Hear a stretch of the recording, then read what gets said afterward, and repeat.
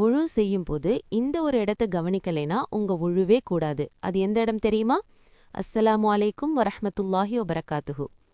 நிறைய பேர் அவசரமா உழு செய்யும்போது கால்களை கழுவுறோம், ஆனா குதிங்கால் அதாவது ஹீல்ஸ் பகுதியில தண்ணீர் பட்டிருக்காது.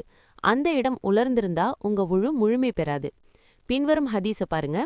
நபி ஸல்லல்லாஹு அலைஹி வஸல்லம் அவர்கள் ஒரு பயணத்தில் எங்களை விட்டு பின்தங்கி விட்டார்கள்.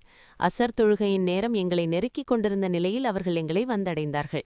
நாங்கள் உழு செய்யலானோம், எங்கள் கால்களை தடவிக் கொண்டிருந்தோம், அதாவது அவசரத்தின் காரணமாக முழுமையாக கழுவாமல் இருந்தோம்.